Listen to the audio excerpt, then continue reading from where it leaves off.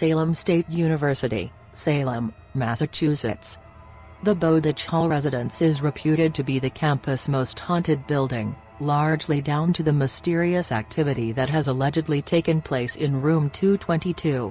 When a story was made up about a triple student murder, supposedly committed in the room in the 1970s, little did anyone know that the ghost, or ghosts, the tale spawned would come to life with such persistence.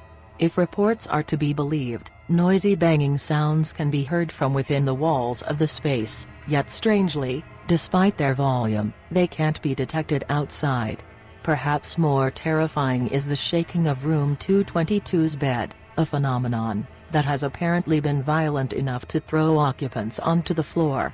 So far, no one has been able to explain the animated spirit's motives.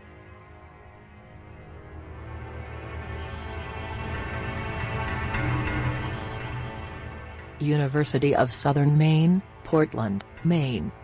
The University of Southern Maine's Robie Andrews Residence Hall was built in two parts, the first constructed in 1897, and the second in 1916, and it wasn't long into its history that the building is said to have acquired a ghost.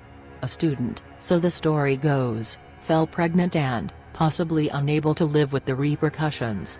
Subsequent inhabitants have reportedly heard eerie footsteps and felt peculiar temperature changes. This may not just be down to the unfortunate girl, though, as some students believe that at least 4 other spirits reside in Robie Andrews. Occupants there have also allegedly experienced their possessions being mysteriously reshuffled and the sensation of being grasped.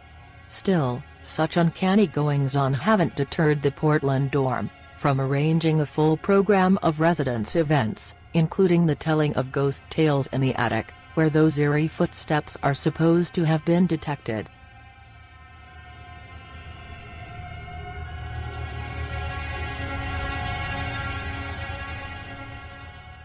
Kansas State University, Manhattan, Kansas. Kansas State University's Memorial Stadium has been the site of the Manhattan School's most enduring ghostly urban legend for half a century. In the 1950s, the parents of a Kansas State student known only as Nick supposedly perished in an automobile accident on their way to see their son play a football game in the stadium. Meanwhile, Nick was on the receiving end of a brutal tackle during the game and died from his injuries in the stadium's refectory. Since his death, Nick apparently still wanders the scene of his demise, looking for his mom and dad. And while no one claims to have actually seen his spirit, people have reported witnessing floating fire extinguishers spurting foam, and mysteriously moving wooden boxes. Interestingly, the Purple Mask Theater is also based in the stadium, and the apparition of a Confederate soldier has reportedly been spotted on its stage. The University of Vermont, Burlington, Vermont.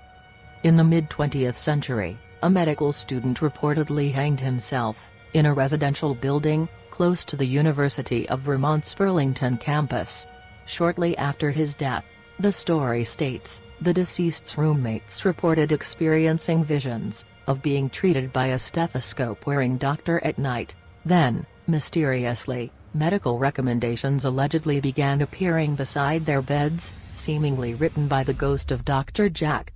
Joseph Citro, author of the Vermont Ghost Guide, has also reported uncovering instances of paranormal activity at a number of campus buildings, including Converse Hall, which is believed to be frequented by the ghost of another former medical student. Henry, as he's called, is held to have killed himself in the building in the 1920s, and his spirit's habits are more mischievous than those attributed to Dr. Jack.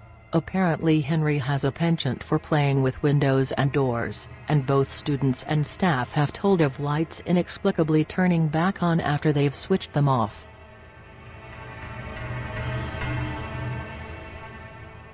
University of Tennessee, Knoxville. The McClung Museum of Natural History and Culture is located on the University of Tennessee System's Knoxville campus. Legend has it that the museum was constructed above a Native American cave, and that the previous inhabitants still wander its halls. Something altogether more terrifying, though, is said to occupy Hess Hall, built in 1962. The building was the scene of an apparent student suicide in the 1970s, and the deceased's tormented spirit can reportedly be heard shrieking even now. In 2010, one former student also described a vision he saw from his fraternity house in the late 1970s. "I looked out the window and saw an elderly lady walking down the street," Dr. Bill DeWeese explained to university publication Torchbearer. "Suddenly, this black bull comes charging up behind her and runs over the top of her. I called the packing house across the river, and was told no bovine had escaped." Iowa State University, Ames, Iowa. Originally constructed in 1927, Iowa State University's Frilly Hall is perhaps the Ames School's scariest building. Indeed, one of its rooms has been nicknamed as Satan's Legion. In 2014, student Sterling DeLoach told the Des Moines Register that a former resident once committed suicide in the creepily named room, adding that anybody who has subsequently moved in either dies or goes missing. Apparently, the situation became so bad that the room was permanently closed, though this may actually have been for fire safety reasons. Elsewhere on campus, Gold Star Hall, which was opened in 1928, and honors the memory of more than 500 alumni killed in military conflicts since the onset of World War I, has its own spooky history. Among the dearly departed was a solitary woman, home economics graduate, Hortense Elizabeth Wind, whose lonely ghost is said to roam the building, possibly searching for another female to chat to. Miami University, Oxford, Ohio. Helen Peabody, the former principal of the Western College for Women, was considered a severe woman. One of her notable gripes was men from neighboring Miami University soliciting the attentions of the young ladies attending the school. She presided over from 1855 to 1888. Following Peabody's death in 1905, the Oxford, Ohio Women-Only Institution's Seminary Hall was rechristened Peabody Hall in her honor. Quite what the woman herself would have made of the school, merging with Miami University in 1974, is anybody's guess, but the behavior of her purported ghost in the building, bearing her name, gives a reasonably clear indication. Some believe that the principal continues to protect Peabody Hall's women residents by haunting the men there. What's more, her portrait, which hangs in the building's foyer, apparently blinks when people guilty of acts she would have frowned upon walk it.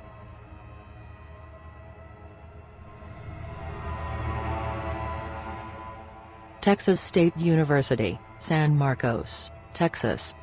Ghost tours are offered to freshmen arriving at Texas State University, presumably to warn them about what to potentially expect during their time at the school's spooky San Marcos campus. One tale centers on formidable-looking Old Main, which was opened in 1903. Legend has it that a student plummeted from the Gothic building's third floor while renovation work was underway. Meanwhile, something more sinister is said to have taken place at Pi Kappa Alpha Fraternity House, where during an initiation ceremony a number of years ago, a group of new members were purportedly killed. When investigators from ghost hunting group Weird US paid the building a visit, prior to it succumbing to a fire in 2007, they described observing the words "Help me" and "I'm sorry" scratched into kitchen worktops, not to mention vanishing bloody handprints on the walls. University of Notre Dame. In 2004, the Travel Channel's Haunted Campuses show rolled onto the University of Notre Dame's Indiana campus. The production team must surely have been hoping to catch a sighting of the ghost of George Gipp, a college football superstar who competed for Notre Dame from 1917 until his death in 1920. The Gipper, as he was affectionately dubbed, lost his fight with pneumonia at the age of just 25, and legend has it that he still relives his university days in spirit form by haunting Washington Hall, his old residence. Interest in Jip's ghost hasn't gone away, either. Former chemical engineering undergraduate Bryce Chung set up the Notre Dame Ghost Tour, which attracted 100 eager ghost hunters for Halloween 2008. Chung himself claims to have had a chilling experience in the school's South Dining Hall, when a radio seemingly switched itself on of its own accord. "I wasn't going to stand around long enough to find out what that was," he explained after the eerie incident.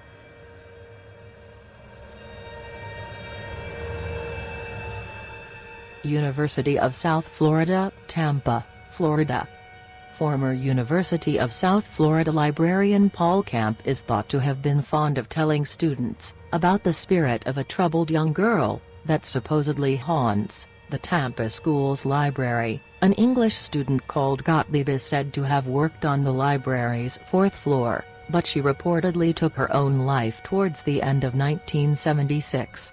Since then, her green rucksack-wearing ghost has apparently appeared fleetingly, and while sightings are few and far between, the girl's spectral presence still seems to spook people.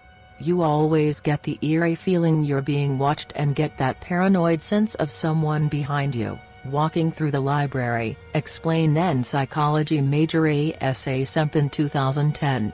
Meanwhile, Semp's friend, Brianna McLenithan, music major at the time, imparted that she once became unsettled while looking for a text. Others have reported seeing book carts move of their own accord, and automatic doors mysteriously opening.